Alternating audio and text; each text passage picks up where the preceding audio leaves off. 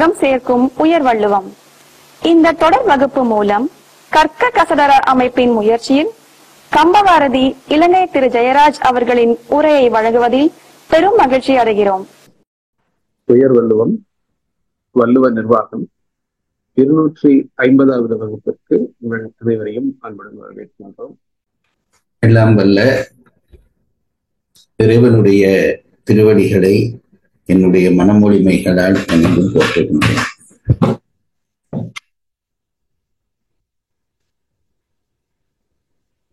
இந்த உலகம் உய்யும் பொருட்டு அறநெறியை தெளிவுற வகுத்து தந்த வள்ளுவக் கடவுளார் திருவடிகளை உச்சியில் சுட்டி ஒப்பெய்துகிறேன். வள்ளுவருடைய ஆழமான குரல்களுக்கு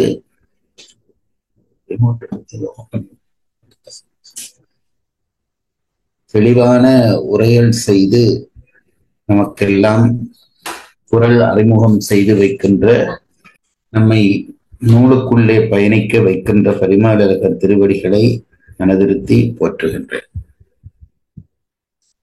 இந்த நூல்களிலே ஆர்வத்தையும் அறிவையும் தந்துதவிய ஆசிரியர் பிரான்களுடைய திருவடிகளை மனதிருத்தி வாழ்த்தி வணங்குகிறேன். உயர் வள்ளுவம் என்கின்ற இந்த சங்கமத்தை ஏற்படுத்தி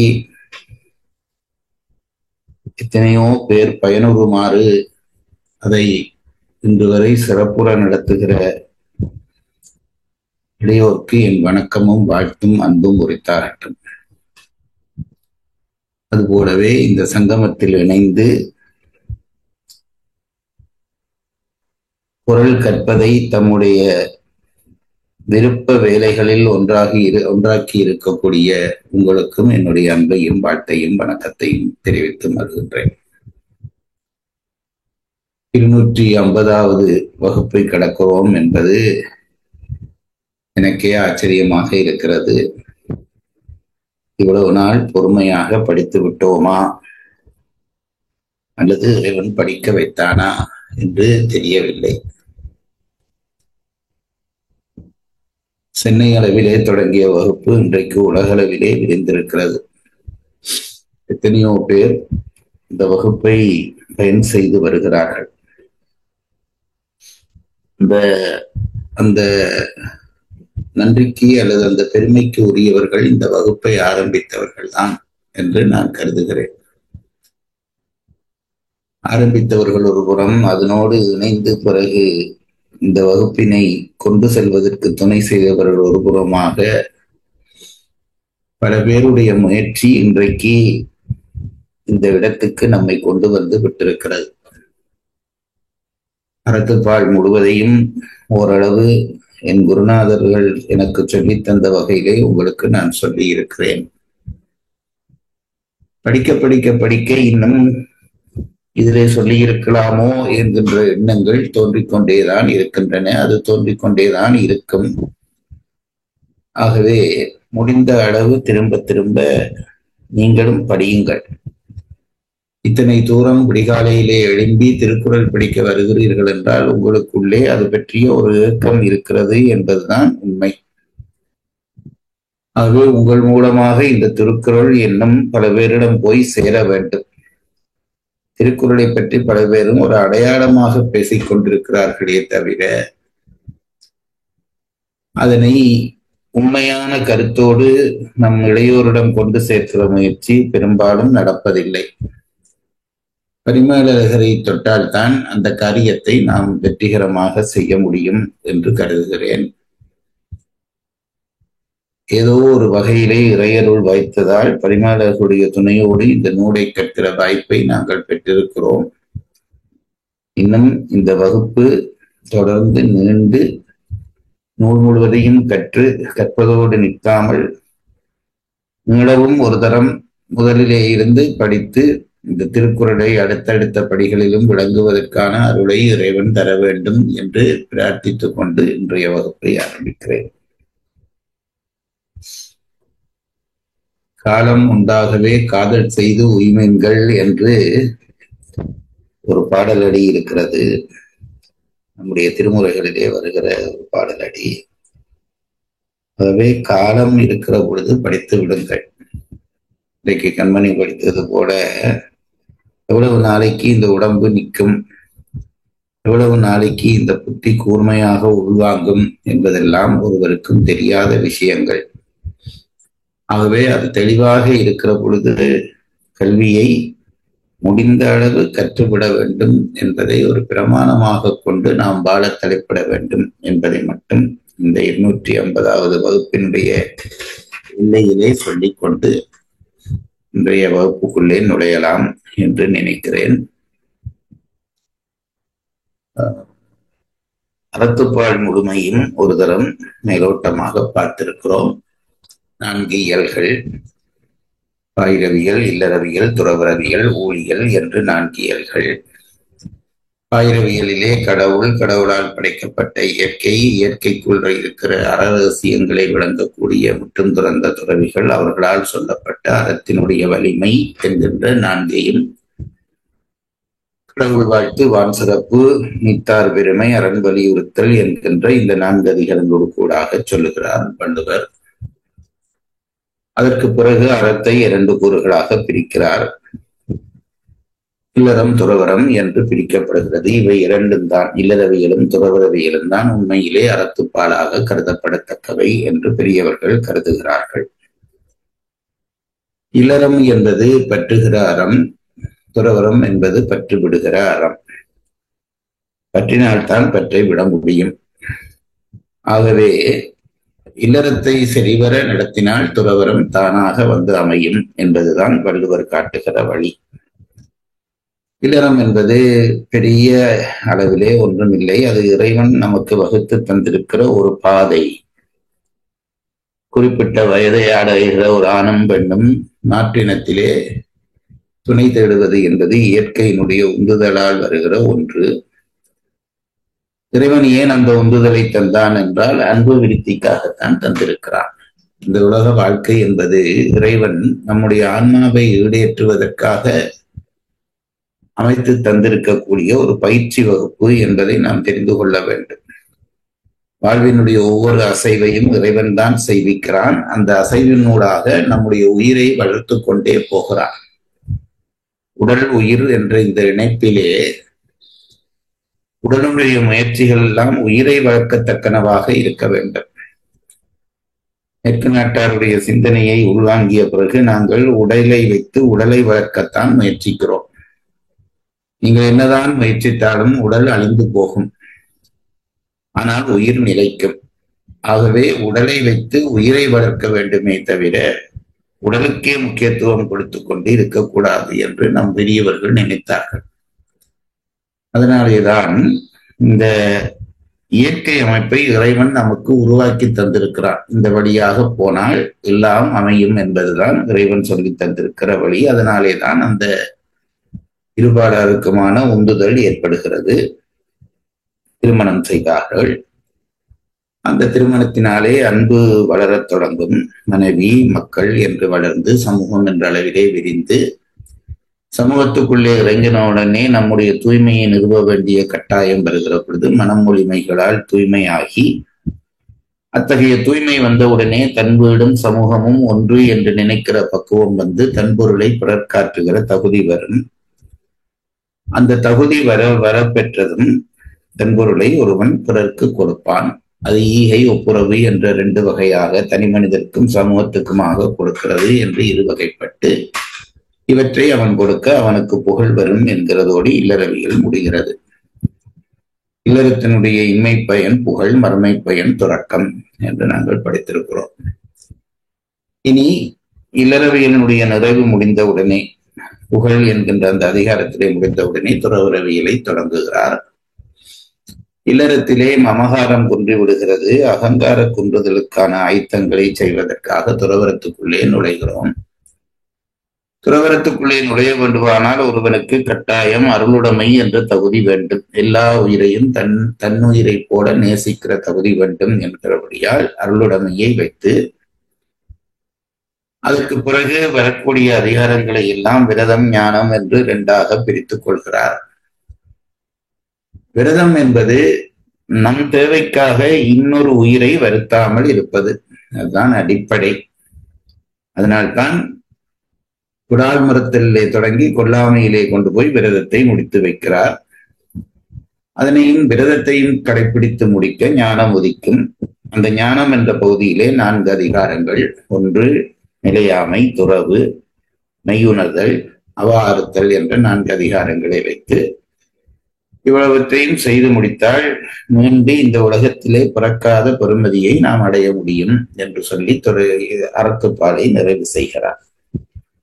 அதற்கு பிறகு ஊழியல் என்று ஒரு இயலும் ஒரு அதிகாரமும் பொருத்தப்பட்டிருக்கிறது.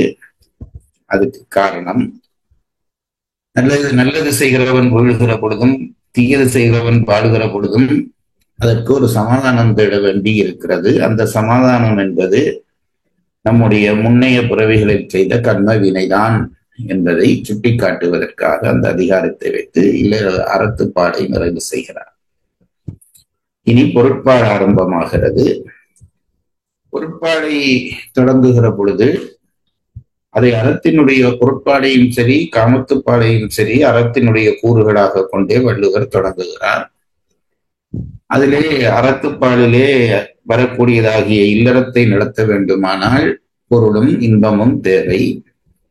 பொருளின்றி தர்மங்கள் செய்ய முடியாது, இன்பமின்றி வாழ்க்கை சுவைபடாது என்றபடியால் அவை இரண்டையும், பொருளையும் இன்பத்தையும் அறத்தினுடைய கூறுகளாக கொண்டுதான் திருவள்ளுவர் படைத்திருக்கிறார் என்ற உண்மையை நாம் தெரிந்து கொள்ள வேண்டும்.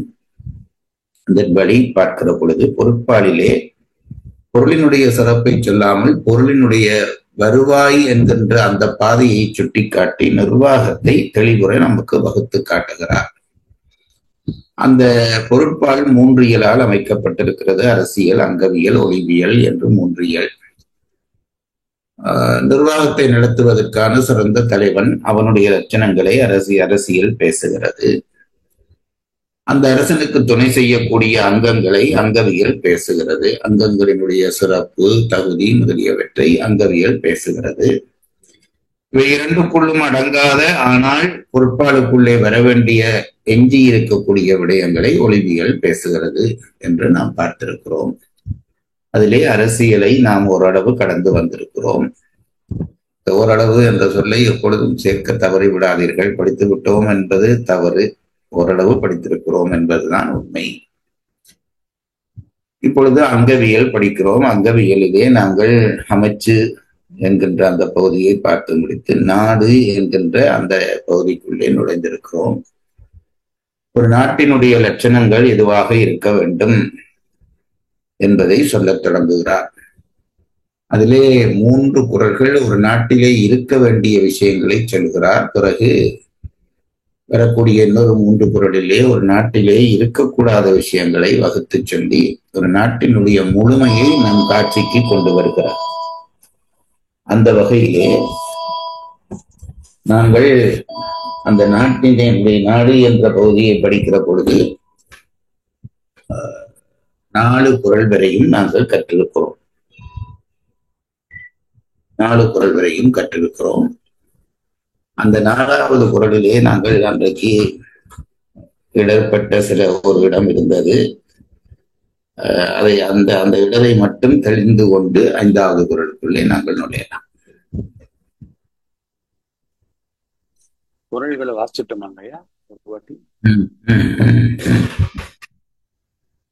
அதிகார தலைப்பு நாடு. குறள் எண் 731. தள்ளா விளையுளும் தக்காரும் தாழ்விலா செல்வரும் சேர்வது நாடு. 3 விஷயங்கள் நாட்டுக்கு தேவை என்கிறார். தள்ளா விளையுள், அதாவது குறைவுபடாத விளைச்சல்.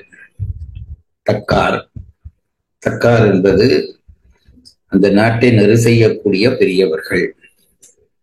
தாழ்விலா செல்வர்கள் என்பது பெரும் செல்வர்கள், குன்றாத செல்வத்தை உடையவர்கள். இந்த 3 பேரும் ஒரு நாட்டினுடைய செழிப்புக்கு தேவையானவர்கள் என்பதை முதல் குறளிலே சொல்லிவிடுகிறார். குறள் எண் 732. பெரும் பொருளால் பெட்டக்கதாகி அருங்கேட்டால் ஆற்ற விளைவது நாடு. ஒரு நாட்டிலே இருக்கக்கூடிய செழிப்பின் காரணமாக அந்த நாட்டை மற்ற நாட்டவர்கள் விரும்ப வேண்டும். அடுத்தது அருங்கேட்டால் வாசிங்க.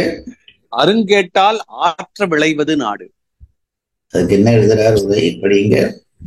அருங்கேட்டாலுக்கு கேடின்மையோடு கூடி மிக விளைவதே நாடாவது. மிக விளைவதே நாடாகும். அதாவது செல்வம் மிகுந்திருக்க வேண்டும், அந்த நாட்டினுடைய வறுமை என்பது மிக குறைந்து விளைவுகளை உடையதாக அந்த நாடு இருக்க வேண்டும் என்று அந்த குறள் சொல்லுகிறது. குறள் எண் 733. பொறை ஒருங்கு மேல் வருங்கால் தாங்கி இறைவர்க்கு இறை ஒருங்கு நேர்வது நாடு. ஒரு நாடு தன்னை சார்ந்தவர்களை மட்டும் பாதுகாத்தால் போதாது. ஏனென்றால் இந்த உலகிலே வாழுகிற அத்தனை பெருக்கமாகத்தான் இந்த உலகத்தை இறைவன் படைத்திருக்கிறான். நாம் நம் சுயநலம் காரணமாக இந்த நாட்டை இது என்னுடைய நாடு, இது உன்னுடைய நாடு என்று பிரித்து வைத்திருக்கிறோம். இப்படி பிரித்து வைக்கிற பொழுது ஆற்றல் காரணமாக சில பேர் என்ன செய்கிறார்கள், ஒரு எல்லாருக்குமான பொருளினுடைய பெரும்போதையை தமக்காக்கி கொள்கிறார்கள். ஆகவே ஒரு நாடு பணக்கார நாடாக செழிப்புள்ள நாடாக இருந்தால் அது இன்னொரு நாட்டினுடைய செல்வத்தையும் தான் சேர்த்து வைத்திருக்கிறது என்பதுதான் அர்த்தம். அதனாலே வசதி மிக்க நாடுகள், வசதி குறைந்த நாடுகளிலே துன்பங்கள் ஏற்பட்டால் அந்த துன்பத்தினாலே அகதிகளாக வருகிறவர்களை காக்க கடமைப்பட்டவர்கள் ஆவார்கள். அது ஒன்றும் தானம் அல்ல. பெரும் செல்வ நாடுகள் செல்வத்தை அளவுக்கு அதிகமாக சேர்த்து வைத்திருக்கிறது என்றால் இன்னொரு நாட்டினுடைய செல்வத்தை தான் அது பெற்று வைத்திருக்கிறது என்பது நம்முடைய பெரியவர்களுடைய அடிப்படை. ஆகவேதான் அது கடமையாகிறது. இல்லாவிட்டால் அது உதவியாகும். அது கடமையாகிறது. அதாவது ஒரு நாட்டிலே பல காரணங்களாலே, அது பரிமுலர் எடுத்து சொல்லுவார், பல காரணங்களினாலே துன்பங்கள் விளைகிற பொழுது அந்த நாட்டு மக்களை அயல் நாடுகளில் இருக்கிறவர்கள் பாதுகாக்க வேண்டும். அதைத்தான் இந்த குறள் சொல்லுகிறது. அப்படி பாதுகாக்கிற காலத்திலே எங்கள் வரிப்பணத்தை வைத்து என்ன இன்னொரு நாட்டுக்கு துணை செய்வது என்ற எண்ணம் இல்லாமல் மக்கள் அந்த நேரத்திலே தான் கட்டாயமாக தங்கள் வரிப்பணத்தை கட்டி அரசுக்கு துணை செய்ய வேண்டும் என்று நாட்டினுடைய அடுத்த லட்சணத்தை சொல்லுகிறார். குறள் எண் 734. உருபசியும் ஓவா பிணியும் செருபகையும் சேராது இயல்வது நாடு. இதிலே அடுத்த உரை படிச்சிருக்கோங்க. உரை குறிப்பு 2 படிச்சிட்டோம். வருகிறேன். அதிலே அடுத்த பகுதி தொடங்குகிறது. உருபசி, ஓவா பிணி, சிறுவகை, இந்த மூன்றும் சேராமல் இருப்ப. முதல் சேர வேண்டியதை சொன்னார், இப்பொழுது சேராததுகளை சொல்லுகிறார். உருபசி, ஓவா பிணி, பிணி என்பது நோய், சிறுவகை அதாவது வெளியிலே இருந்து வரக்கூடிய பகை, இந்த மூன்றும் சேராதிருந்தால்தான் அது நாடாக கருதப்படும் என்பதை இந்த குறளிலே சொல்லுகிறார். அந்த உரையையும் உரை குறிப்பையும் படிங்க. உரை. உருபசியும் மிக்க பசியும் ஓவா பிணியும் நீங்காத நோயும் செருபகையும் சேராது புறத்து நின்று வந்து அழிவு செய்யும் பகையும் இன்றி இயல்வது நாடு இனிது நடப்பதே நாடாவது. அதாவது என்று சொன்ன அந்த குறளுக்கு பரிமளர்கள் உருவசி வராமல் என்னென்ன காரணங்களாலே உருவசி வராமல் விடும், என்னென்ன காரணங்களினாலே ஓவா பிணி வராமல் விடும், என்னென்ன காரணங்களினாலே செருவகை அந்த நாட்டை சேராதிருக்கும் என்பதை விளக்கம் சொல்லுகிற இடத்திலேதான் அன்றைக்கு சின்ன குழப்பம் வந்தது. எனக்கு அது குழப்பமும் மறந்து போய்விட்டது. அந்த உரை குறிப்பை படித்து விட்டு நீங்கள் யாராவது எனக்கு அதை நினைப்பூட்டுங்கள். உரை குறிப்பு. உருபசி உழவர் உடைமையானும் ஆற்ற விளைதலானும் சேராதாயிற்று.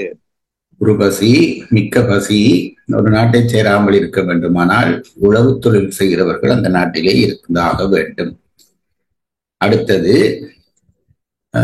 விதைத்தால் விளையக்கூடிய நிலமாக அந்த நிலம் இருக்க வேண்டும், ஆற்ற விளைய வேண்டும். இது ரெண்டும் இருந்தால் உருவசி அந்த நாட்டை சேராது என்கிறார்.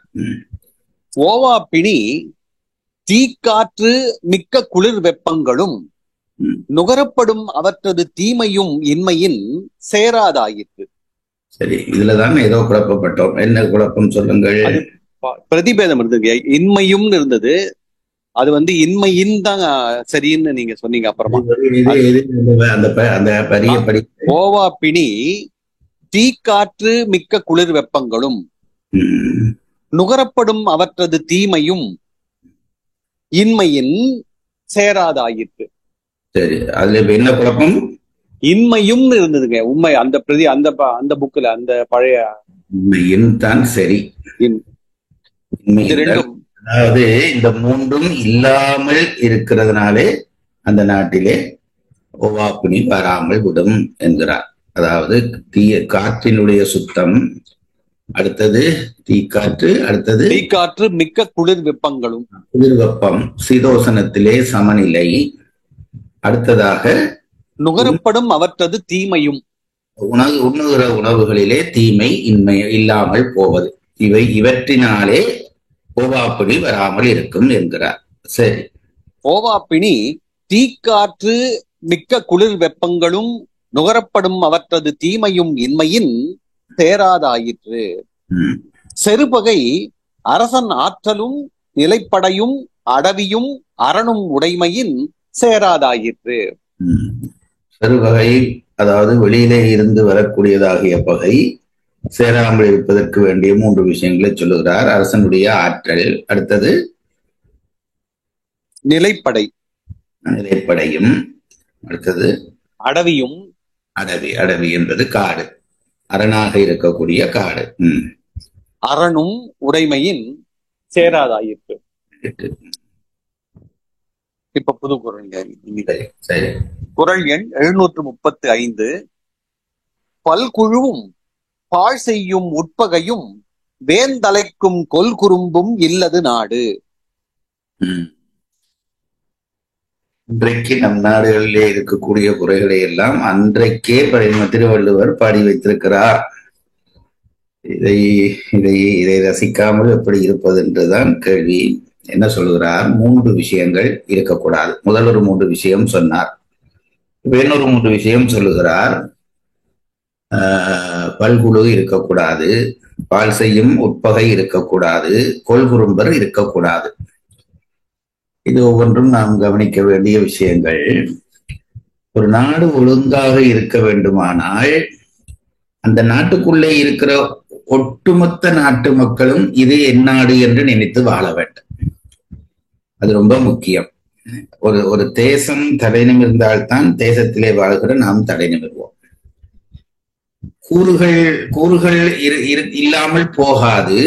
ஆனால் கூறுகளை வைத்து நாம் நம்முடைய ஒட்டுமொத்த நாடு என்ற எண்ணத்தை சிதைத்து விடக்கூடாது என்று கருதுகிறார்கள். அதனாலேதான் முதல் சொல்லுகிறார் பல்குழு. பரிமாதாரருக்கு உரை எழுதுகிற பொழுது நாம் அதை பார்த்து ரசிக்கலாம். இப்பொழுது முதல் உரையை படியுங்கள், உரை குறிப்பிலே அதை விளங்குவோம். பல்குழுவும் பாழ் செய்யும் உட்பகையும் வேந்தலைக்கும் கொல்குறும்பும் இல்லது நாடு. உரை.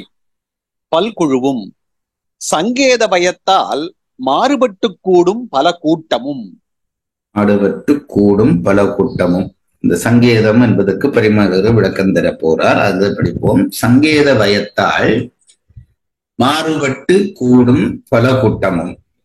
அது நாம உரை குறிப்பிலேயே வழங்குவோம். இப்ப மேல படிங்க. பாழ் செய்யும் உட்பகையும் உடன் உரையா நின்றே பாழாக செய்யும் உட்பகையும். இந்த உரையான் என்றே உங்களுக்கு தெரியும், செய்யான் என்ற வாய்ப்பாடு. நிகழ்கால வினையை சொல்கிற பொழுது செய்கிறான், செய்கின்றான், செய்யான் என்றான் என்று 3 விதமாக அந்த சொல்லலாம் என்று நாங்கள் முன்னைய வகுப்புகளிலே படித்திருக்கிறோம். புதியவர்களுக்காக சொல்லுகிறேன். அவன் அதை செய்கிறான். இன்னொன்று சொல்லலாம், அவன் இதை செய்கின்றான். இந்த 2 பிரயோகமும் நிகழ்கால வினையை சொல்கிற பொழுது இப்பொழுதும் பயன்படுத்துகிறோம். ஆனால் 3வதான அந்த வினை இப்பொழுது பெரும்பாலும் உரையாடல்களிலே பயன்படுத்தப்படுவதில்லை, எழுத்திலே கூட பயன்படுத்தப்படுவதில்லை, பழைய எழுத்துகளிலே தான் காண்கிறோம். என்ன சொல்லுகிறார் என்றால் செய்யான் என்றான் என்றால் செய்கிறான் என்று அர்த்தம். இப்போது ஆசிரியர்கள் அதை படிப்பிக்கிற பொழுது செய்யான் என்றால் செய்யாமல் நிற்கிறான் என்று அர்த்தம் பண்ணி விடுவார்கள். செய்யான் என்றால் செய்து. நான் அதற்கு விளக்கமாக சொல்லுகிறதான். சிறுவிறகால் தீமூட்டி செல்லா நிற்பர் என்கின்ற பாடல் நான் நெடுக சொல்லுவேன். அதாவது ஒரு செய்யான் என்றான் என்றால் அதுக்கு அர்த்தம் செய்கிறான் என்று அர்த்தம். இங்கேயும் அது வருகிறது. படிங்கள் அந்த இடத்தை. உட்பகையும் பாழ் செய்யும் உட்பகையும் உடனுரையா நின்றே பாழாக செய்யும் உட்பகையும் என்றால் உடன் உறைந்து நின்றே. அதாவது வெளியிலே இருந்து வருகிற பகை என்பது ஒன்று, நமக்குள்ளேயே பகைகள் இருக்கும். அப்படிப்பட்ட பகையும் அந்த நாட்டிலே இருந்தால் அந்த நாட்டினுடைய சிறப்புக்கு அது கேடு. ஆகவே அது இருக்கக்கூடாது என்கிறார். பல்குழுவும் பால் செய்யும் உட்பகையும் வேந்து அலைக்கும் கொல் குறும்பும் இல்லது நாடு. அளவு வந்தால் வேந்தனை அலைக்கும் கொல்வினை குறும்பரும் இல்லாததே நாடாவது. அளவு வந்தால் என்றால் இந்த அரசனை அழிக்குவதற்கு என்று சந்தர்ப்பம் பார்த்து கொண்டு இருப்பார்கள் சில பேர். அதிலே இந்த குறும்பர் என்பதற்கு 2 விதமான அர்த்தம் சொல்வார்கள். ஒன்று குறுநில மன்னர்கள் என்று சொல்வார்கள்.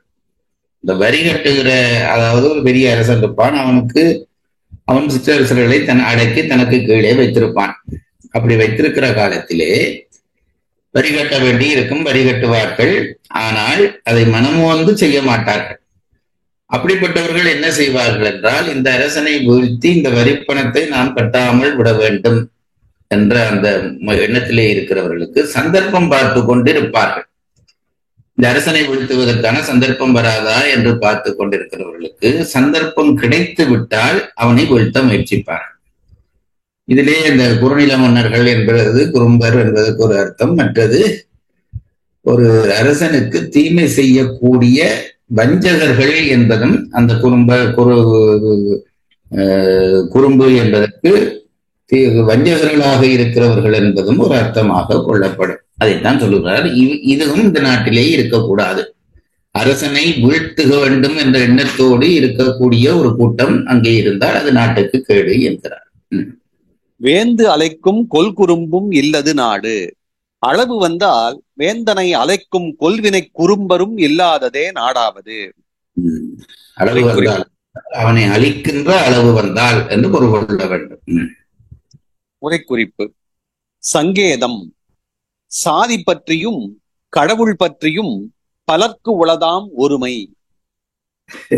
நாட்டை அழிப்பதற்கு இந்த சங்கேத பயத்தான் என்று உரை எழுதினார். அதை அந்த படிக்க திருப்பி. சங்கேத பயத்தால் மாறுபட்டு கூடும் பல கூட்டமும். அதாவது ஒரு நாட்டுக்குள்ளே கூட்டங்கள் பிரித்துக் கொள்வார்கள்.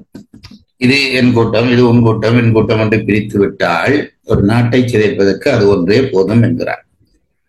இந்த சங்கேத பயத்தான் என்றால் என்ன காரணத்தால் என்றால், ஏதாவது ஒரு 100 பேர் இருக்கிறத்திலே 10 பேருக்கான ஏதாவது ஒரு அடையாளம் வரும். அந்த 10 பேர் நாங்கள் இந்த குரூப் என்று அந்த குரூப் பிரிக்கிறது. அப்படி குரூப் பிரிக்கிற ஆட்கள் வந்து விட்டால் நாட்டுக்கு கேடு. அந்த குரூப் என்னென்னவற்றாலே பிரிக்கப்படும் என்கிறார் பரிமேலழகர். படிங்கள். சங்கேதம் சாதி பற்றியும் கடவுள் பற்றியும் பலர்க்கு உளதாம் ஒருமை. அவ்வளவுதான். அதாவது சாதியை சொல்லி இனத்தை பிரிச்சிருவான்.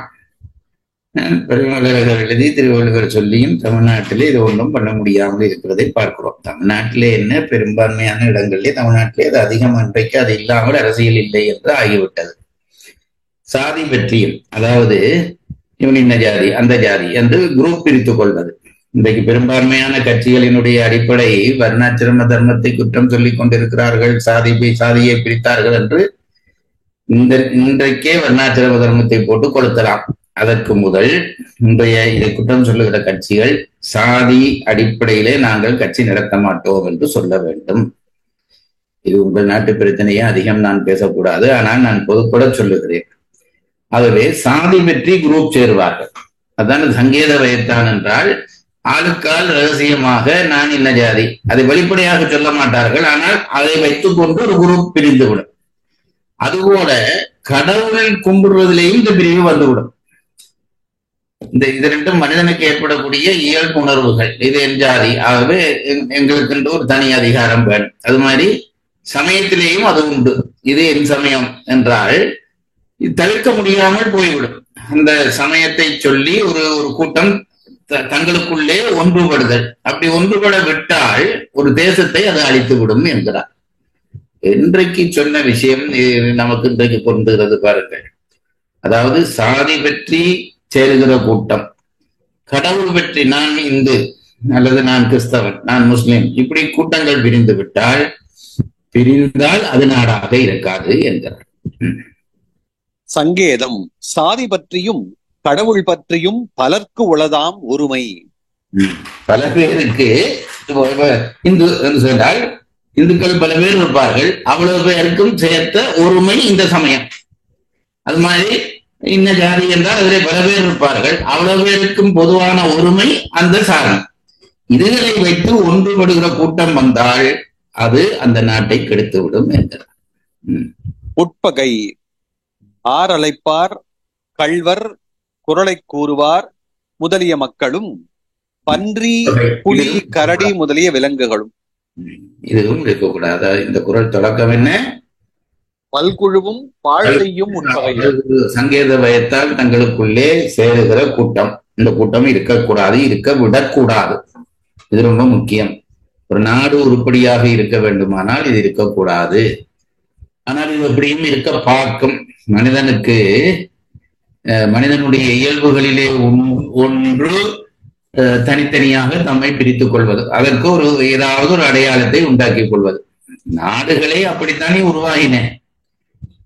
கடவுள் அமெரிக்கா என்றும் இந்தியா என்றும் இலங்கை என்றும் பிரித்து உலகத்தை படைத்தான், உலகத்திலே மக்களை படைத்தான். பிறகு மக்கள் சொந்தம் பயப்படுத்தி கொண்டு இது என் நாடு, இது என்னுடைய இடம், இது என்னுடைய பிரதேசம் என்பது மது இயற்கையாக வருகிற ஒன்றாக ஆகிவிட்டது. அப்படி வந்த பிறகு ஒரு நாட்டை அமைத்துக் கொண்ட பிறகு அதற்குள்ளே இந்த பொருட்கள் கூடினால் அந்த நாடு சிதைந்துவிடும் என்பதை சொல்வதற்காகத்தான் பல்குழுவும் என்றார். அடுத்தது பால் செய்யும் உட்பகை, அதைத்தான் என்ன என்று சொல்லுகிறார். உட்பகை என்று சொல்லுங்கள். உட்பகை ஆரலைப்பார். ஆரலைப்பார் என்றால் இந்த எங்கேயாவது பயணங்கள் செய்கிற பொழுது வழியிலே இருந்து வழிப்பறி செய்கிறவர்கள், அவர்கள் அந்த நாட்டுக்குள்ளேதான் இருப்பார்கள். அவர்களை கடுமையாக தண்டிக்க வேண்டும். அவர்களைத்தான் ஆரலைப்பார் என்பது. வழிப்பறி செய்கிறவர்கள். இன்றைக்கு பெரிய பெரிய தலைவர்கள் எல்லாரும் கூட ஆரலைப்பார்களாக இருக்கிறார்கள். அவர்கள் பெறுகிற செல்வத்தை வலிந்து பறித்து விடுகிற தன்மை எல்லாம் இருக்கிறது. அது எல்லா நாட்டிலும் இருக்கிறது. ஆகவே இந்த ஆரலைப்பாறை இருக்க விடக்கூடாது. ஆரலைப்பார். கள்வர். அடுத்தது கள்வர். கல்வன் யார் என்றால் தேடி போய் களவெடுப்பான். ஆரலைப்பான் வருகிற இடத்திலே பறித்து கொண்டு போய் விடுவான். இதுதான் ஆரலைப்பாருக்கும் கல்வருக்கும் உள்ள வித்தியாசம்.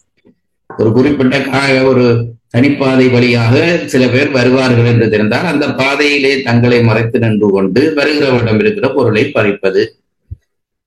ஒரு அரசன் முதல் சொன்ன 3 தகுதியையும் ஒரு நாட்டிலே உண்டாக்க வேண்டும். பின்னாலே சொல்லுகிற இந்த 3 குறளிலே சொல்லுகிற விஷயங்களை இல்லாமல் செய்ய வேண்டும். இது ரெண்டும் செய்தால்தான் அந்த நாடு நாடாக இருக்கும். ஆகவே ஆரலைப்பார் என்பது வழிப்பறைக்காரர், கள்வர் என்பது சென்று களவெடுக்கிறவர்கள். குரலை கூறுவார். குரலை கூறுவார் என்றால் உங்களுக்கு முன்னுமே படித்த குரல் என்றால் புறங்கூறுவது. முன்னுக்கு ஒன்று சொல்லி பின்னுக்கு ஒன்று சொல்லிக் கொண்டிருக்கிறது. இவர்களும் உண்மையிலே உட்பகைதான். அவர்கள் நெஞ்சு சுத்தமாக இருக்காது. அவர்கள் என்ன செய்வார்கள் என்றால் அவரை பற்றி இவனுக்கு சொல்வது, இவனை பற்றி அவனுக்கு சொல்வது, இப்படி இந்த பகையை உண்டாக்கி கொண்டு இருப்பார்கள். பகையை உண்டாக்கி கொண்டிருந்தால் அந்த நாடு கட்டுவிடும். ஆகவேதான் குரலை கூறுவார் முதலிய மக்களும். இவ்வளவும் உயர்தமைக்கிலே வருகிற ஆரலைப்பார். அடுத்தது வரக்கூடியது ஆரலைப்பார் கள்வர் குரலை கூறுவார் முதலிய மக்களும் பன்றி புலி கரடி முதலிய விலங்குகளும். முதலிய என்று வந்துவிட்டால் என்னும் இருக்கிறது என்று அர்த்தம். அந்த முதலிய என்ற சொல்லை படிக்கிற பொழுது இந்த 3 தான் என்று நம்ம வரையறுத்துக் கொள்ளக்கூடாது. அதுபோல இந்த மனிதர்களுக்குள்ளே இப்படி இருக்கிற மனிதர்களும் பன்றி கரடி புலி போன்ற விலங்குகள், இந்த விலங்கு இந்த நாட்டுக்குள்ளே தான் இருக்க போகிறது. ஆகவே இது உட்பகையாக இருக்கும். பகை என்றால் என்ன? நம்மை அழிப்பது பகை. ஆகவே இவையும் நம்மை அழிக்கும்.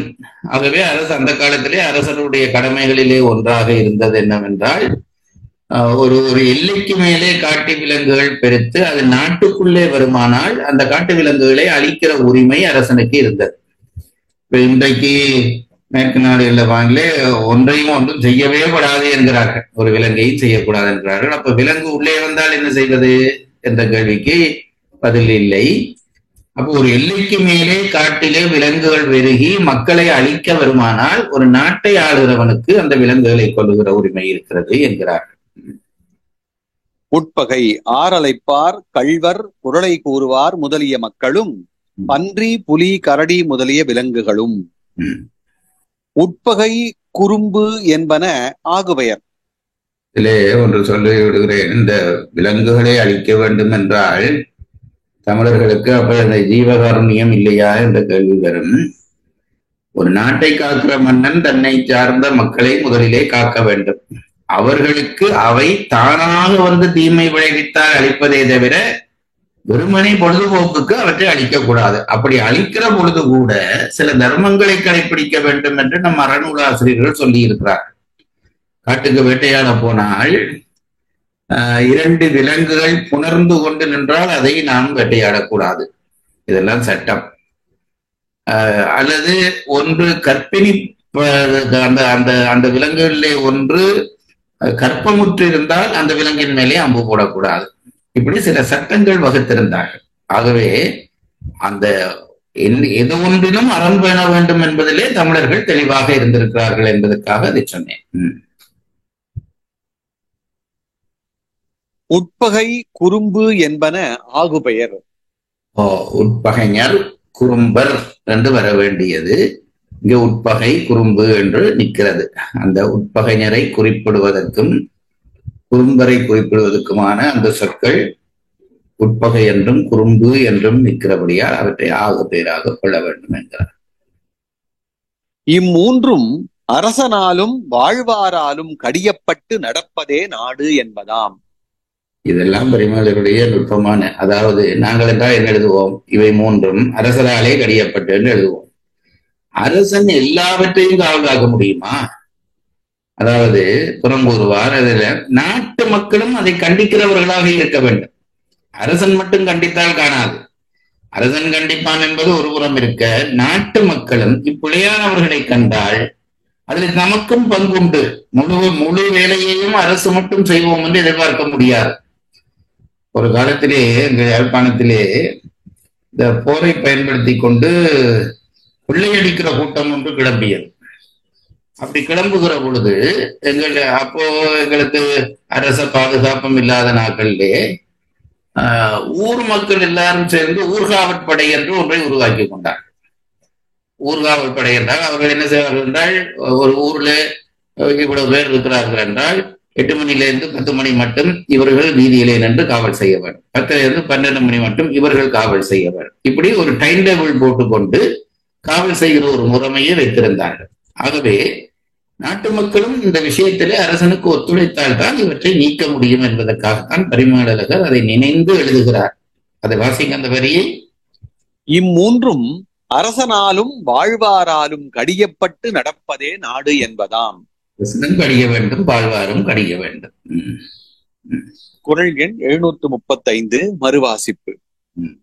பல்குழுவும் பாழ் செய்யும் உட்பகையும் வேந்தலைக்கும் கொல்குறும்பும் இல்லது நாடு. உரை. பல்குழுவும் சங்கேத பயத்தால் மாறுபட்டு கூடும் பல கூட்டமும், பாழ் செய்யும் உட்பகையும் உடனுரையா நின்றே பாழாக செய்யும் உட்பகையும் வேந்து அலைக்கும் கொல்குறும்பும் இல்லது நாடு. அளவு வந்தால் வேந்தனை அலைக்கும் கொல்வினை குறும்பரும் இல்லாததே நாடாவது. உரை குறிப்பு. நான் சொல்றது என்னவென்றால், இந்தியா என்ற ஒரு நாடு என்று நீங்கள் ஒருமித்து விட்டீர்கள். ஆகவே மற்ற எல்லாரையும் ஏதாவது விதத்திலே செய்தாவது உங்கள் நாட்டை காக்க நீங்கள் நினைப்பீர்கள். அது உலகத்திலே எல்லா நாட்டுக்கும் பொது. அந்த நாட்டுக்குள்ளே ஒரு கூட்டம் தனியொரு அடையாளத்தோடு சேர்ந்து விட்டால் அவர்கள் என்ன நினைப்பார்கள் என்றால், அந்த கூட்டம் வாழ்ந்தால் காலம் நாடழிந்தாலும் பரவாயில்லை என்று நினைப்பார்கள். ஆகவேதான் அப்படியானவர்களை அங்கே இருக்க விடக்கூடாது என்கிறார். பல்குழுவும் பால் செய்யும் உட்பகையும் என்கிறார். அதுல எல்லாம் இந்த மொழியை கூட எவ்வளவு கவனித்திருக்கிறார்கள். பால் செய்யும் உட்பகை வரும் என்று எழுதியிருக்கலாம். பகையும் என்று எழுதுகிறார். ஏனென்றால் அந்த பகை என்பது உயர்திணையாகவும் இருக்கும், அகிர்ணையாகவும் இருக்கும். அது ரெண்டையும் சுட்டுவதற்காக வந்தால் எப்பொழுதும் உயர்திணை அகிர்ணை ரெண்டையும் சேர்த்து சொல்வதானால் அகிர்ணையிலே சொல்ல வேண்டும் என்பதுதான் விதி. உயர்திணை பொருளையும் அகிர்திணை பொருளையும் சேர்த்து முடிவு கொடுக்கிற பொழுது உயர்திணை முடிவு கொடுப்பதா அகிர்ணை முடிவு கொடுப்பதா என்றால் அகிர்ணை முடிவு கொடுக்க வேண்டும் என்பதுதான் விதி. அதனாலேதான் உட்பகையும் என்கிறார்.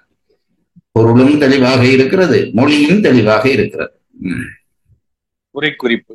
சங்கேதம் சாதி பற்றியும் கடவுள் பற்றியும் பலர்க்கு உளதாம் ஒருமை. உட்பகை ஆரலைப்பார் கள்வர் குறளை கூறுவார் முதலிய மக்களும் பன்றி புலி கரடி முதலிய விலங்குகளும். உட்பகை குறும்பு என்பன ஆகுபெயர். இம்மூன்றும் அரசனாலும் வாழ்வாராலும் கடியப்பட்டு நடப்பதே நாடு என்பதாம். சேர்ந்து இவற்றை கடிய வேண்டும், கடிந்தால் அதுதான் நாடு என்கிறார். குறள் எண் 736. கேடரியா கெட்ட இடத்தும் வளங்குன்றா நாடு என்ப நாட்டின் தலை. உரை. கேடு அறியா பகைவரால் கெடுதல் அறியாததாய் கெட்ட இடத்தும் வளம் குன்றா நாடு. அரிதின் கெட்டதாயினும் அப்பொழுதும் தன் வளம் குன்றாத நாட்டினை நாட்டின் தலை என்ப. எல்லா நாட்டினும் தலை என்று சொல்லுவர் நூலோர். நாடுகள் பல இருக்கலாம். இந்த நாடுகளுக்குள் சிறந்த நாடு எது என்றால் தலை என்றால் சிறப்பு என்று அர்த்தம். எதை கொள்ள வேண்டும் என்றால் அந்த நாடு கேடறியாத நாடாக இருக்க வேண்டும், தீமையை அறியாத நாடாக இருக்க வேண்டும். பிறகு கேடறியா அடுத்தது என்ன அந்த வரி? கெட்ட இடத்தும் வளங்குன்றான். அது என்ன கேடறியா என்று விட்டு கெட்ட இடத்தும் கேடறியாது என்று சொல்லியாகிவிட்டது. பிறகு எப்படி கெட்ட இடத்தும் வரும் என்றால் அதுக்குத்தான் பரிமலகர் அவர் சொல் சேர்க்கிறார். அரிதாக கெட்ட இடத்தும். நெடுக கெடுவாது எப்பயாவது கேடு வந்து சேர்ந்து விட்டால், கேடு அறியாமல் தான் அந்த நாடு இருக்கும், தற்செயலாக கேடு வந்து சேர்ந்து விட்டால் தன் வளம் குன்றாத நாடாக இருக்க வேண்டும் என்கிறார். படியுங்கள். கேடறியா கெட்ட இடத்தும் வளங்குன்றா நாடு என்ப நாட்டின் தலை. உரை. கேடு அறியா பகைவரால் கெடுதல் அறியாததாய் கெட்ட இடத்தும் வளங்குன்றா நாடு. அரிதின் கெட்டதாயினும் அப்பொழுதும் தன் வளங்குன்றாத நாட்டினை நாட்டின் தலை என்ப. எல்லா நாட்டினும் தலை என்று சொல்லுவர் நூலோர். பகைவராலே கேடு வராத நாடாக இருக்க வேண்டும். அது பரிமளர் அந்த சொல்லை சேர்க்கிறார். பகைவரால் கெடுதல் அறியாததாய் கெடுதல் அறியாத அருமையாக கெட்ட இடத்திலும் தன் வளம் குன்றாத நாடாக இருக்க வேண்டும். இனி பரிமளர்கள் கூடாதான் அதை முழுமையாக நாம் விளங்க வேண்டும். உரை குறிப்பு. அறியாத குன்றாத என்னும் பெயரச்சங்களின் இறுதி நிலைகள் விகாரத்தால் தொக்கன. அறியாத மற்றது என்ன சொல்? குன்றாத. அறியாத குன்றாத ரெண்டும் பெயரெச்சம், அது உங்களுக்கு தெரியும். அதிலே அறியாத குன்றாத என்று தாய் இல்லை, அறியா குன்றா என்று நிற்கிறது. அது விகாரத்தால் குன்றி நிற்கிறது என்கிறார். அறியாத குன்றாத என்னும் பெயரச்சங்களின் இறுதி நிலைகள் விகாரத்தால் தொக்கன. தானா என்பது ரெண்டிலும் இல்லை, அது விகாரத்தால் தொக்கி நிற்கிறது என்கிறார். கேடு அறியாமை அரசன் ஆற்றலானும் கடவுள் பூசை அறங்கள் என்று இவற்றது செயலானும் வரும். இது ரொம்ப முக்கியம். நம் தமிழர் திருவள்ளுவர் பாரம்பரியம் என்றெல்லாம் சொல்லுகிறோம். ஒரு நாடு கேடறியாத நாடாக இருக்க வேண்டும் என்றால் ஒன்று அரசன் வலிமையானவனாக இருக்க வேண்டும். இது ரொம்ப முக்கியம். அது மட்டும் போதாது, இறை வழிபாடு பூசை என்பவை இருந்தால்தான் அந்த கேடறியா தன்மை தொடரும். இது தனிந்த மனித வாழ்வுக்கும் பொருந்தும், ஒரு நிர்வாகத்துக்கும் பொருந்தும், ஒரு பெரிய நாட்டுக்கும் பொருந்தும். ரெண்டு. இப்ப என்னவென்றால் கேடறியாத என்பதற்கு நாம் ஒரு பகுதியை எடுத்துக்கொள்வோம். அரசன் வலிமையாக இருந்தால் கேடறியாமல் இருக்கலாம், அப்படி இல்லை. இறை வழிபாடு இறையருளும் அதுக்கு கூட வேண்டும். அதுக்குதான் முன்னுக்கு தர்மங்கள் பலவற்றை சொல்லிவிட்டு பூசை வழிபாடு முதலியவை ஒரு நாட்டிலே நடந்து கொண்டே இருக்க வேண்டும். நம் பெரியவர்கள் நீங்கள் யோசித்து பாருங்கள், எத்தனை கோயிலை கட்டிவிட்டார்கள். ஊருக்கு ஒரு கோயில் கட்டி இருந்தால் போதாதா? எத்தனை கோயிலை கட்டிவிட்டு போயிருக்கிறார்கள். காரணம் என்னவென்றால் எல்லா கோயிலிலும் ஏதோ அந்தந்த ஊரை சார்ந்தவன் ஏதாவது பூசை புனஸ்காரம் நடத்தி கொண்டே இருப்பான். அப்போ ஒரு நாட்டிலே எத்தனை பூசை நடக்கும், எத்தனை திருவிழாக்கள் நடக்கும், எத்தனை யாகங்கள் நடக்கும். நடந்தால் அந்த நாடு பாதுகாக்கப்படும் என்று நம்பினபடியால் தான் இத்தனை கோயில்களை கட்டினார்கள். இது போதாது என்று நாங்கள் எல்லாரும் வீட்டுக்கு ஒரு சாமியரையும் வைத்திருக்கிறோம். அதிலேயும் அந்த பூசை நடக்க வேண்டும். இப்படியாக இறை வழிபாட்டினாலேதான் இயற்கை சீற்றங்களை அடக்க முடியும். இது முன்னுக்கு நாங்கள் படித்திருக்கிறோம். பெரியாரை துணைக்கோடல் என்ற அதிகாரம் படிக்கிற பொழுது ஏன் பெரியாரை துணைக்கோட வேண்டும் என்றால், அது 2 பேரே பெரியார் என்று சொல்வார். ஒன்று அமைச்சர், அடுத்தது அந்தனர் என்று சொல்லிவிட்டு, அந்தணர்கள் தான் இயற்கை சீற்றங்களை முன்னமே, வரப்போகிற இயற்கை சீற்றங்களை முன்னமே அறிந்து அதற்கான பூசைகள் மூலம் அவற்றை அடக்குவது. இதை தமிழர்கள் நம்பினார்கள். ஆகவே இந்த வேலையை நாம் செய்யாத இடத்துத்தான் இப்பொழுது வெள்ளங்களும் புயல்களும் மாறி மாறி நம்மை வந்து தாக்குகின்றன என்பதை தெரிந்து கொள்ள வேண்டும். எவ்வளவுதான் அரசன் வலிமை உள்ளவனாக இருந்தாலும் ஒரு சுனாமி ஒரு நிமிஷம் கடல் கலங்கின உடனே எத்தனை லட்சம் பேர் இறந்து போனார்கள். அதை தடுப்பதற்கு வழி இல்லை. தடுப்பதற்கு வழி இறை நம்பிக்கை ஒன்றுதான் என்பதைத்தான் இங்கே சொல்லுகிறார். கேடு அறியாமை அரசன் ஆற்றலானும் கடவுட்பூசை அறங்கள் என்று இவற்றது செயலானும் வரும். 2 விஷயம். கடவுள் பூசை மட்டுமல்ல, அறங்களும் தான். தர்மத்தை பேணினால், தர்மம்தான் இயற்கை என்று நாங்கள் முன்னமே படித்து விட்டோம். அதாவது இயற்கையினுடைய கூறுகளாக இருப்பதுதான் அறம். அதைத்தான் நம்முடைய நீத்தார் பார்த்து சொன்னார்கள் என்று பாயிரவையிலே படித்தோம். ஆகவே தர்மத்தை பேணினால் இயற்கை நம்மை பேணும் என்றால், தர்மம் என்பது இயற்கையினுடைய கூறு. ஆகவே இயற்கை நம்மை பேணுவது போல ஒன்றும் பேண முடியாது. அதனாலேதான் ஒன்று அரசன் வலிமை, அடுத்தது கடவுள் வழிபாடு, அடுத்தது அறம் பேணுதல். இது 3ம் நடந்தால் அந்த நாடு நன்றாக இருக்கும். இது 3ம் நடந்தால் தனி மனித வாழ்வும் நன்றாக இருக்கும். வளம் ஆகரங்களில் படுவனவும் வயலினும் தண்டலையினும் விளைவனவுமாம். வளம் குன்றாக, அதாவது அருமையாக கேடு விளைந்த போது வளம் குன்றாத நாடாக அந்த நாடு இருக்க வேண்டும் என்று சொன்னார். அது என்ன வளம் என்பதற்கு விளக்கம் சொல்லுகிறார் பரிமேலழகர். சொல்லுங்கள். வளம் ஆகரங்களில் படுவனவும். ஆகரம் என்பது சுரங்கங்கள். நிலக்கரி சுரங்கம், தங்கச் சுரங்கம், இப்படி சுரங்கங்கள் இருக்கிறதே, இதிலே வருவது வளம். அதுக்கு அது ஒன்று. அது ஆகரங்களில் விளைவனவும். அடுத்தது வயலினும் தண்டலையினும் விளைவனவுமாம். வயல் என்பது உங்களுக்கு தெரியும், விவசாய நிலம். தண்டலை என்பது சோலை. தண்டலை மயில்களாட தாமரை விளக்கம் தாங்க என்று கம்பனிலே ஒரு பாடல் இருக்கிறது. தண்டலை என்றால் சோலை. ஆகவே சுரங்கங்களிலே இருந்து வருகிற செல்வம், வயலிலே இருந்து வருகிற செல்வம், சோலைகளிலே இருந்து வருகிற செல்வம், இவை எல்லாம் தான் ஒரு நாட்டினுடைய வளம் என்று கருதப்படுகிறது. இந்த வளம் குன்றாமல் இருக்க வேண்டும் என்கிறார். வளம் ஆகரங்களில் படுவனவும் வயலினும் தண்டலையினும் விளைவனவுமாம். குன்றாமை அவை செய்ய வேண்டாமல் இயல்பாகவே உளவாயும் முன் ஈட்டப்பட்டும் குறை வருதல். இது இந்த வளம் உண்மையான வளம் என்றால் இந்த 3 நாளும் வரும். சுரங்கத்திலே வர வேண்டும், வயலிலே வர வேண்டும், சோலைகளிலே வர வேண்டும். உண்மையான வளம் என்றால் எப்படி என்று கேட்டால், விளைவிக்காமலே விளையும். நீங்க பெரிய முயற்சி பண்ணாமலும் அது தானாக விளையும். இப்ப சுரங்கங்கள்ல இருந்து வருகிற செல்வம் பாருங்கள், அது கிண்ட வர்றது வந்து கொண்டே இருக்கும். இது ஒன்று. அடுத்தது வயல்களிலே வருவது, வயல்களிலே வரக்கூடிய பயன்பாடு அது தானாக வந்து கொண்டிருக்கும். அது சோலைகளிலே பழங்கள் முதலியவை எல்லாம் தானாக வந்து கொண்டிருக்கும். இவை வந்தால் ஒரு நாடு பசி இல்லாமல் வாழ முடியும். இதைத்தான் இங்கே வலியுறுத்தி சொல்லுகிறார். குன்றாமை அவை செய்ய வேண்டாமல் இயல்பாகவே உளவாயும் முன் ஈட்டப்பட்டும் குறை வருதல். அதாவது இந்த 3லே இருந்து வருகிற செல்வம் ஒன்று, வந்த செல்வத்தை பேணி வைக்கிறதுனாலே இருக்குது, அதனாலும் அந்த வளம் பாதுகாக்கப்படும் என்கிறார். இப்போ ஒரு சுரங்கத்திலிருந்து தங்கம் எடுக்கிறோம் என்றால் எடுக்க வருவது என்பது ஒரு வளம், எடுத்ததை வைத்திருப்பது என்பது இன்னொரு வளம். இந்த மூன்றாலும் இந்த வளம் நிலைக்கும் என்கிறார்.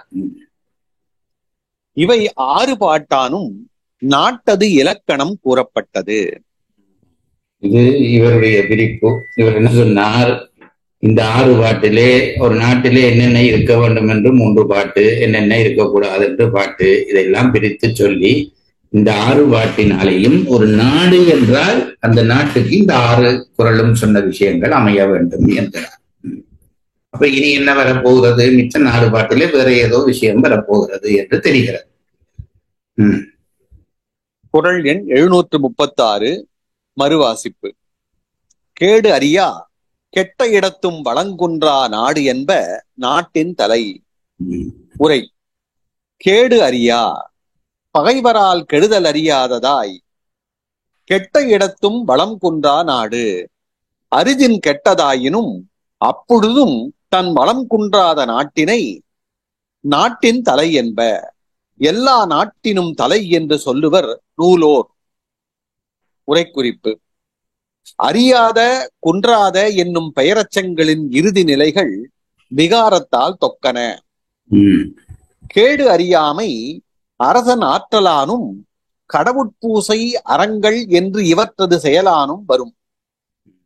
வளம் ஆகரங்களில் படுவனவும் வயலினும் தண்டலையினும் விளைவனவுமாம். குன்றாமை அவை செய்ய வேண்டாமல் இயல்பாகவே உளவாயும் முன் ஈட்டப்பட்டும் குறை வருதல். இவை 6 பாட்டானும் நாட்டது இலக்கணம் கூறப்பட்டது. அகரம், அகரம் என்றால் சுரங்கம் என்றது அந்த பொதுச்சொல் நமக்கு அறிமுகம், அதை குறித்துக்கொள்ளி வைத்துக் கொள்ளுங்கள். குறள் எண் 737. இருபுணலும் வாய்ந்த மலையும் வருபுணலும் வல் அரணும் நாட்டிற்கு உறுப்பு.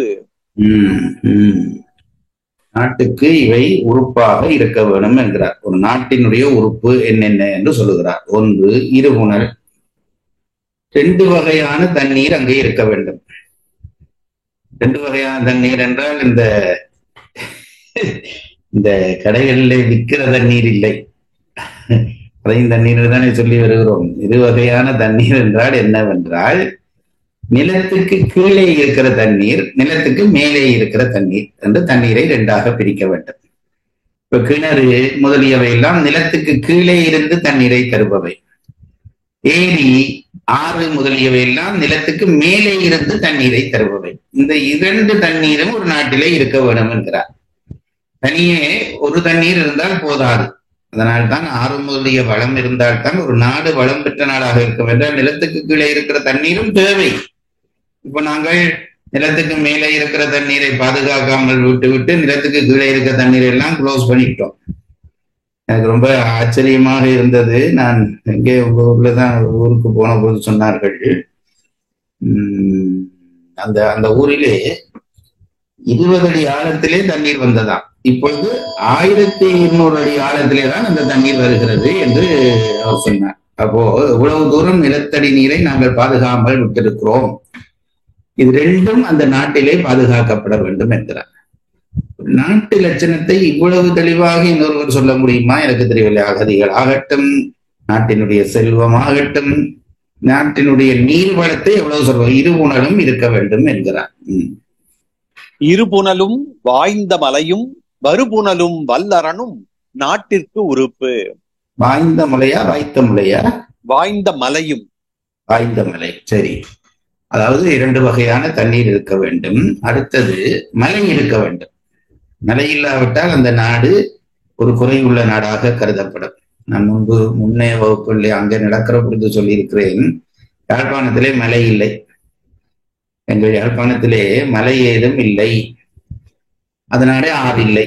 மழை இல்லை. மழை இருந்தால்தான் ஆறு வரும். எங்க மழையும் ஆறும் இல்லாத யாழ்ப்பாணத்தை வளம் பொருந்தின யாழ்ப்பாணமாக யாழ்ப்பாண மக்கள் வைத்திருந்தார்கள். அது ஒரு பெரிய விஷயம். எங்க ஊர்ல கீரிமலை என்று ஒரு ஊர் இருக்கிறது. மலை இருக்கிறதா என்றால் நையாண்டியாக கீரிமலை இருக்கிறது என்று சொல்லி விடுவார்கள். அது அது வேற அர்த்தத்திலே. இந்த இந்த ஒரு புலவன் பாடினான் எங்கள் ஊரிலே, மகாகவி என்ற ஒரு புலவன். ஆறு மலை இல்லை என்ற குறையை நீக்கி ஒரு கவிதை பாடுகிறார். ஆறு புறந்து வளர்ந்து வயல்கள் அடைந்து பயிர்கள் விளைந்திட வான் ஏறி உயர்ந்த மலையதும் இல்லையே என்னும் ஒரு குறை சொல்வதுண்டு. இது அவருடைய கவிதை. ஆறு புறந்து வளர்ந்து வயல்கள் அடைந்து பயிர்கள் விளைந்திட வான் ஏறி உயர்ந்த மலை எதுவும் இல்லையே என்னும் ஒரு குறை சொல்வதொன்று. மலைகள் இல்லையே என்று யாழ்ப்பாணத்தை பற்றி குறை சொல்கிறார்கள். அது பிழை. ஏனென்றால் ஏறி உயர்ந்த மலை இல்லை ஆயினும் என்ன, அந்த அந்த நாட்டுக்கு உழவன் கேட்கிறான், அதுக்கு மலை இல்லாவிட்டால் என்ன, ஏறி உயர்ந்த மலை இல்லை ஆயினும் என்ன, இருந்தன தோள்கள் என்று. ஒவ்வொரு கமக்காரனும் தோளிட பார்த்தா முயற்சி பண்ணினதால தோல் மலை போல பொங்கி கிடக்கிறதா. ஆகவே ஒவ்வொருத்தருடையும் 2 மலை ஒரு ஆடவனும் வைத்திருக்கிறான். மலை இல்லை என்று யார் சொன்னது? உடனே கேட்பார்கள், மலை என்றால் ஆறு ஓட வேண்டுமே என்றால் அவன் விவசாயம் செய்கிற அந்த முயற்சியிலே அவன் மலையிலே இருந்து அந்த தோள்களிலிருந்து வேர்வை சிந்துகிறதாம், அது ஆறு ஓடுவது போல இருக்கிறது என்றான். என்னை இருந்தன தோள்கள் என்றே கூறி உழைத்து பின் ஆறி கலைகளில் ஊறிச் சிறந்தது யாழ்ப்பாணம் என்று இந்த பாட்டு. அவர்கள் வேலை செய்வார்கள், வேலை செய்து உழைத்து பிறகு ஓய்கிற நேரத்திலே கலைகளிலே தங்கள் மனதை செலுத்துவார்கள் என்று பாடினான். ஆகவே ஒரு நாட்டின் வளத்துக்கு மலை, ஆறு என்பவை முக்கியம். இரு நீர் என்று சொன்னது நிலத்துக்கு கீழே இருக்கிற நீர், நிலத்துக்கு மேலே இருக்கிற நீர். இந்த மலையிலே இருந்தும் நீர் சொல்லுகிறார். அது என்ன அதை சொல்லுங்க. வருபுணலும் மலையும் வாய்ந்த மலை, இருபுணலும் மலையும் வாய்ந்த மலையும் வருபுணலும். அதாவது மலைகளிலே மலை என்ன செய்யும் என்றால் மழை காலத்திலே தண்ணீரை குடித்து வைத்திருக்கும். பிறகு கோடை காலத்திலே அந்த தண்ணீரை வெளியில விடும். மலை நாடுகளிலே போய் பார்த்தீர்கள்னா மலையிலிருந்து சும்மா மழை பெய்யாத நேரத்திலையும் தண்ணீர் வந்து கொண்டிருக்கும். அதான் அந்த அந்த தண்ணீரும் ஒரு நாட்டுக்கு இருக்க வேணும் என்கிறார். வாய்ந்த மலை என்று சொன்னதுக்கு காரணம் என்றால் மலை இருக்கிற இடமும் முக்கியம் என்கிறார். மலை இருக்கக்கூடியதான இடமும் முக்கியம். அதாவது ஒரு ஊருக்கு, ஒரு நாட்டுக்கு நட்டு நடுவிலே மலை இருந்தால் அது இடைஞ்சல். ஒரு எல்லையிலே இருக்க வேண்டும் மலை, அதான் வாய்ந்த மலை என்கிறார். நடுவிலே மலை இருந்தால் அந்த பக்கம் காக்கிறதுக்கு இந்த பக்கம் காக்கிறதுக்கு எல்லாம் அங்க தனி கவர். ஊர் எல்லையில் இருந்தால் அதுவே அரணாக மாறிவிடும். அதுதான் வாய்ந்த மலை என்று சொன்னதுக்கு காரணம் என்கிறார் வரிமலையழகர். படிங்க. இருபுணலும் வாய்ந்த மலையும் வருபுணலும் வல் அரணும் நாட்டிற்கு உறுப்பு. உரை. இருபுணலும் கீழ்நீர் மேல் நீர் எனப்பட்ட தன்கண் நீரும். தன்கண் நீரும் என்றால் தன்னிடத்திலே இருக்கின்ற நீரும். வாய்ந்த மலையும் வாய்ப்புடைத்தாய மலையும். வாய்ந்த மலைக்கு வாய்ப்புடைத்ததாக, அதாவது அந்த நாட்டுக்கு அது ஏதாவது விதத்திலே பயன் தரக்கூடியதாக அந்த மலை இருக்கிற இடம் இருக்க வேண்டும். வாய்ந்த மலையும். வருபுணலும் அதனின்றும் வருவதாய நீரும். மலையில இருந்து வருவதாகிய தண்ணீர், அது இன்னொரு பக்கமா வர வேண்டும். வல் அரணும் நீர் மேலாண்மை சொல்லுகிறார்களே, அது எப்படி இருக்கிறார்? ஒரு நாட்டுக்கு கீழே இருக்கிற தண்ணி பயன்படுத்தவனும் மேலே இருக்கிற தண்ணி பயன்படுத்தவனும் மலையில இருந்து வருகிற தண்ணி பயன்படுத்த வேண்டும். வருபுணலும் வல் அரணும் அழியாத நகரியும். பாருங்கள், இந்த அரண் என்பதற்கு நாங்கள் என்ன பொருள் கொள்ளுவோம்? இந்த அகழி, மதில், இவற்றை காடு, இவைன்னா அரண் என்போம். இங்கே நகரி என்கிறார். நகரி என்பதற்கு என்ன அர்த்தம் என்றால் அந்த அந்த நாட்டினுடைய தலைநகரை குறிப்பது நகரி. இந்த தலைநகரை சுற்றித்தான் இந்த அரண்கள் இருக்கும். தலைநகர் தான். அந்த நகரை 3 வகையான நகராக பிரிப்பார்கள் என்று சொல்வார்கள். அதில் சில நகருக்கு புறம் என்று பெயர். அதாவது அந்த தலைநகரத்துக்கு கொஞ்சம் தள்ளி இருப்பது. இப்ப காஞ்சிபுரம் என்கிறீர்களே, அது புறம்.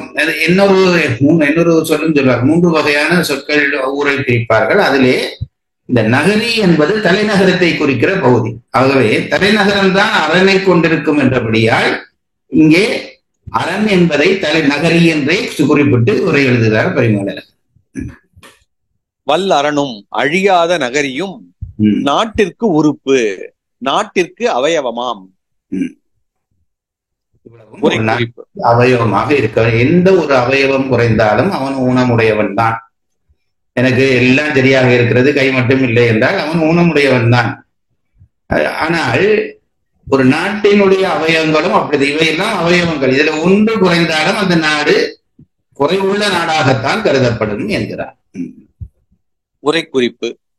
ஈண்டு புனல் என்றது துறவு கேணிகளும் ஏரிகளும் ஆறுகளுமாகிய ஆதாரங்களை. பாருங்கள் என்னென்ன சாமான். ஈண்டு புனல் என்றது துறவு கேணிகளும், துறவு என்றால் கிணறு, கேணி என்பது அதிலேயே பெரிய அளவான இது, அதாவது நிலநீரை பயன்படுத்துவது. துறவு கேணிகளும் ஏரிகளும் ஆறுகளும். ஏரியும் ஆறும் மேலிருந்து வருகிற நீரை பயன்படுத்துவது, இவை ரெண்டும் கீழிருந்து வருகிற நீரை பயன்படுத்துவது. துறவு கேணிகளும் ஏரிகளும் ஆறுகளுமாகிய ஆதாரங்களை, நீராதாரங்களை. அவயமாதற்குரியன அவையே ஆகலின் அவற்றான் வானம் பரப்பினும் வளனுடைமை பெறப்பட்டது. இவையெல்லாம் ஒரு நாட்டுக்கு அவயவங்கள் ஆகக்கூடியவை. தப்பித்தவை மழை பெய்யாமல் விட்டாலும் இந்த நிலத்தடி நீரும் மேலே இருந்து தேக்கப்பட்டதாகிய நீரும் அந்த நகரத்தை செழிப்புற வைத்திருக்கும்.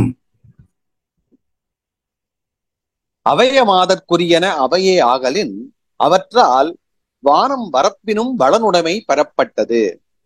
வானம் வறண்டு போனாலும் அந்த நாடு வளம் குன்றாது என்பது பெறப்பட்டது.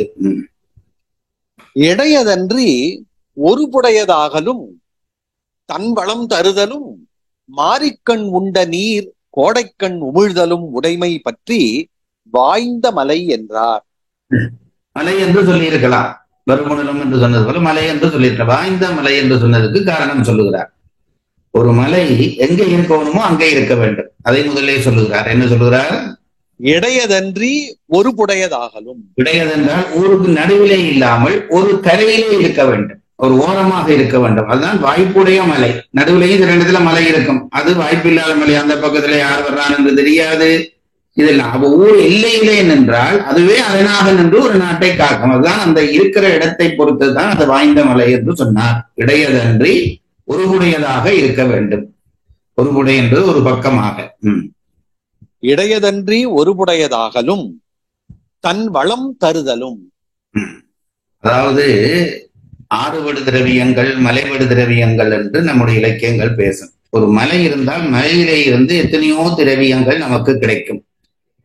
அதுபோல ஒரு ஆறு இருந்தால் ஆறு பல திரவியங்களை கொண்டு வரும். அதனாலேதான் மலை என்று ஒன்று இருந்தால் அதிலே அது இருக்கக்கூடிய இடத்தை கொண்டு முக்கியம். அது சில மலைகள் வறண்ட மலைகளாக இருக்கும், அதுல இருந்து ஒரு வளமும் கிடைக்காது. வளம் தரக்கூடிய மலையாகவும் இருக்க வேண்டும். அது இரண்டாவது. தன் வளம் தருதலும் மாரிக்கண் உண்ட நீர் கோடைக்கண் உமிழ். மாரியிலே உண்ட நீரை கோடையிலே அது உமிழக்கூடிய மலையாக இருக்க வேண்டும். மாரிக்கண் உண்ட நீர் கோடைக்கண் உமிழ்தலும் உடைமை பற்றி வாய்ந்த மலை என்றார். இதெல்லாம் தருகிறபடியால் மலைக்கு வாய்ந்த மலை என்று பெயர் சொல்றார். சரியான இடத்திலே இருக்க வேண்டும், மலைபடு திரவியங்களை தர வேண்டும், மாரியிலே உண்ட நீரை கோடையிலே அது வெளிப்படுத்த வேண்டும். அரண் ஆகுபெயர். அரண் என்பது ஊரை காக்கிற எல்லையைத்தான் சொல்லுகிறது. இங்கே நகரி என்று உரை எழுதிவிட்டார். அதுக்கு காரணம் சொல்லுகிறார், நகரிதான் அரணை கொண்டிருக்கும் என்றபடியால் நகரி என்று எழுதினார். நகரி என்பது இங்கே நகரை குறிக்கவில்லை, நகரையை காக்கிற எல்லை அரணை குறிக்கிறது என்றபடியால் அது ஆகுபெயர் என்கிறார். அரண் ஆகுபெயர். இதனால் அதன் அவயவம் கூறப்பட்டது. நாட்டுக்குரிய அங்கங்கள் என்ன என்று இந்த குறளினாலே சொல்லி இருக்கிறார் என்று வகுக்கிறார். முதல் 6 குறளினாலே ஒரு நாட்டினுடைய இருக்க வேண்டிய லட்சணம் சொல்லிவிட்டு ஒரு நாட்டினுடைய அவயவங்களை இந்த 7வது குறளிலே சொல்லுகிறார் என்று சொல்லி முடிக்கிறார். குறள் எண் 737 மறுவாசிப்பு. இருபுணலும் வாய்ந்த மலையும் வருபுணலும் வல்லரணும் நாட்டிற்கு உறுப்பு. உரை.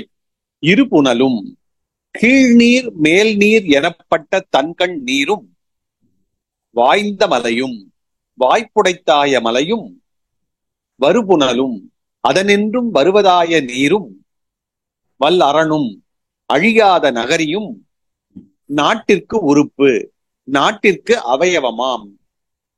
உரைக்குறிப்பு: ஈண்டு புனல் என்றது துறவு கேணிகளும் ஏரிகளும் ஆறுகளும் ஆகிய ஆதாரங்களை. அவயவம் ஆதற்குரியன அவையே ஆகலின் அவற்றால் வானம் வரப்பினும் பலனுடைமை பெறப்பட்டது. 7 குறள் படித்திருக்கிறோம். ஒரு நாட்டுக்குரிய லட்சணங்களை 6 குறளிலே சொல்லுகிறார். 7வது குறளிலே ஒரு நாட்டுக்கு இருக்க வேண்டிய உறுப்புகளை சொல்லி இருக்கிறார். 8வது 9வது 10வது குறளை அடுத்த வகுப்பிலே படிப்போம். குறள் சொல்லும் நெறியை வாழ்வியலோடு இணைத்து நம்மையும் நம்மோடு சேர்ந்த சமூகத்தையும் உயர்த்துவோம். தொடர் வகுப்பின் பயன் அனைவருக்கும் சேரும் இந்த நோக்கத்தில் பங்கு கொண்டதற்கு நன்றி.